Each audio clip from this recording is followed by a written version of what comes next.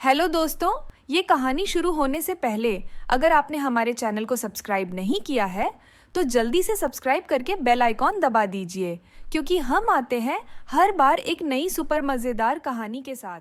और नहीं तो क्या मैं झूठ बोल रही हूँ? मैं झूठी हूँ। अब तुम मुझे झूठी बोलना चाहती हो?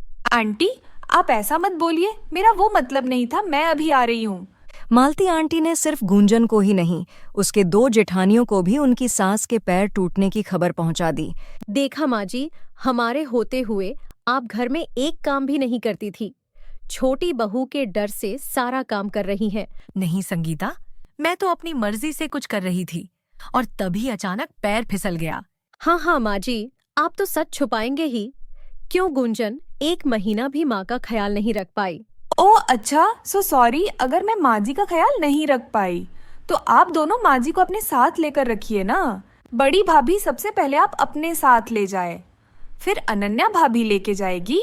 नाना मेरा छोटा बच्चा है, मैं ये सब अकेले कैसे कर पाऊंगी? मैं भी फैमिली प्लानिंग करने वाली हूँ तो ज्यादा काम नहीं कर सकती। खुद नहीं कर सकते तो दूसरों को ज्ञान मत दो, चुपचाप चले जाओ यहाँ से। माँ जी, मैंने डॉक्टर से बात कर ली है, फ्रैक्चर नहीं बस एक छोटा सा क्रैक है, पर आपको 1 महीना रेस्ट करना होगा। चिंटू आते ही होंगे, हम अभी घर चले जाएंगे। ठीक है छोटी बहू। गुंजन माँ के लिए गर्म पानी बना कर लाओ। हाँ अभी लाई। यह लो गर्म पानी। गुंजन आज ऑफिस से छुट्टी ले लो ना, नहीं तो माँ अकेले कैसे कुछ कर पाएगी। मेरा तो बहुत इम्पोर्टेंट प्रोजेक्ट चल रहा है चिंटू, मैं छुट्टी नहीं ले सकती और आज तो बिल्कुल नहीं हो पाएगा। अच्छा तो ठीक है, मैं ट्राई करता हूँ छुट्टी लेने की। कभी चिंटू तो कभी गुंजन ऐसे एक एक दिन छुट्टी लेकर माँ का ख्याल रखने लगी। घर का सारा काम, फिर ऑफिस का काम और ऊपर से सास का ख्याल भी रखना है। अब गुंजन की परेशानी बहुत ज्यादा बढ़ गई थी और उधर अजी सुनते हो, इस महीने का LIC बिल आपने दे दिया? ना, कैसे दूंगा? तुम तो हर महीना यह वह बोलकर 20,000 का खर्चा लगा देती हो। फिर बेटे का स्कूल फीस, गाड़ी का पेट्रोल, ये सब देखते पैसा कहाँ बचता है जो मैं डिपॉजिट करूंगा। तो आप चिंटू से ले आइए ना। किस मुंह से मांगूंगा उससे? तुमने उसकी पत्नी के साथ झगड़ा करके हमारी फैमिली अलग कर दी है और मैं उससे पैसे मांगने जाऊंगा। ऊपर से माँ का पैर टूट जाने पर उसका भी बहुत खर्चा हो रहा होगा। तो क्या श्याम हमारी मदद करेगा? तुम्हारे पास पैसे खत्म हो गए तो मुझ पर क्यों भड़क रहे हो? अपने छोटे भाई से मांग लो जाकर। तुम्हें शर्म नहीं आती? किस मुंह से चिंटू से पैसे मांगने की बात कर रही हो? क्या कुछ नहीं सुनाया तुमने उसकी पत्नी को? अब वह हमारी मदद करेगा? बस करो, हम 2 लोगों के खाने पीने में अगर आपकी पूरी सैलरी खत्म हो जाएगी तो हम फ्यूचर प्लानिंग कैसे करेंगे? 2 लोगों के खाने पीने और रहने में 35,000 खर्चा हुआ है इस महीने। और रही बात बच्चे की तो भूल जाओ। अकेले रहने से कितना खर्चा होता है अब सबको धीरे धीरे पता चलने लगा था। फिर एक दिन संगीता, मेरे लिए 1 कप चाय बना दो। ओहो, मैं अभी नहीं बना सकती, सुबह से काम पर लगी हूँ।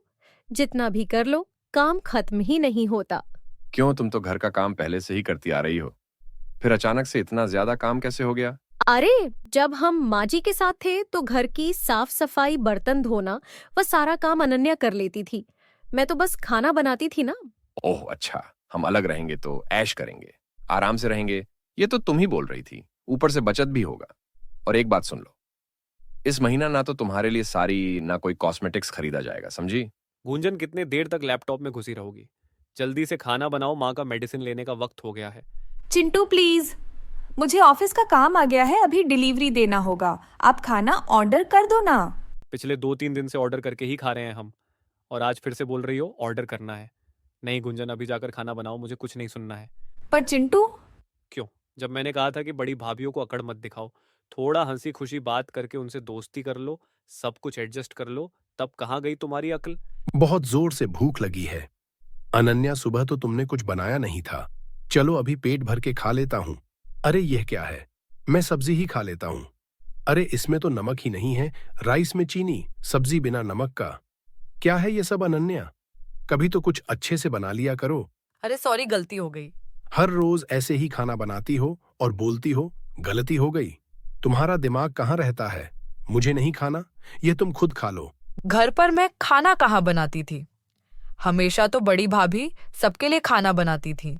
अब मैं कोशिश करके भी अच्छे खाना नहीं बना पा रही। सबके घर में प्रॉब्लम चल रहा था। तीनों बहुओं को रियलाइजेशन अभी शुरू हो गया था कि अलग रहने में बस पैसे ही नहीं बल्कि बहुत चीज़ों में भी परेशानी होती है। ऐसे ही 5-6 महीना सब एडजस्ट करके अलग अलग रह लिए। फिर एक दिन अरे माँ, तुम ऐसे अचानक से। लगता है मेरे आने पर तू खुश नहीं है अनन्या। अरे नहीं माँ, ऐसा कुछ भी नहीं है। तुम्हारे आने पर मैं बहुत खुश हूँ। आओ, अंदर आओ ना। अरे वाह, चाय बनाना सीख ही लिया आखिर, पर थोड़ा फीका है, पर चलेगा। कुछ तो काम करती नहीं थी घर पर, अब थोड़ा थोड़ा सीखने लगी है। माँ, तुमने आने की खबर नहीं दी और अचानक आ गई। वैसे तुम यहाँ पर कितने दिन तक रहोगी? तू अपने ससुराल में होती तो मैं 1-2 दिन में चली जाती, पर तुम दोनों अलग रहते हो, ऊपर से तू प्रेग्नेंट है, इसीलिए जब तक तेरा बच्चा पैदा नहीं हो जाता मैं तेरे पास ही रहूंगी। अगर माँ इतने महीने तक रहेगी तो खर्चा और बढ़ जाएगा। माँ को चले जाने को कैसे बोलूं? गुंजन, मैं ऑफिस निकल रहा हूँ। मैं भी तैयार हूँ, मुझे ड्रॉप कर देना प्लीज। हाँ चलो। हाँ बड़े भैया बोलिए। क्या? मैं अभी आया। इसके आगे क्या होने वाला है ये जानने के लिए हमारा अगला एपिसोड देखना न भूलें। और अभी तक आपने हमारे चैनल को सब्सक्राइब नहीं किया है तो जल्दी से सब्सक्राइब कर लीजिए। इस वीडियो को लाइक, शेयर, कमेंट करना न भूलें। फिर मिलेंगे अगले एपिसोड के साथ। आपने हमारे चैनल को सब्सक्राइब नहीं किया है तो जल्दी से सब्सक्राइब कर लीजिए। इस वीडियो को लाइक, शेयर, कमेंट करना न भूलें। फिर मिलेंगे अगले एपिसोड के साथ।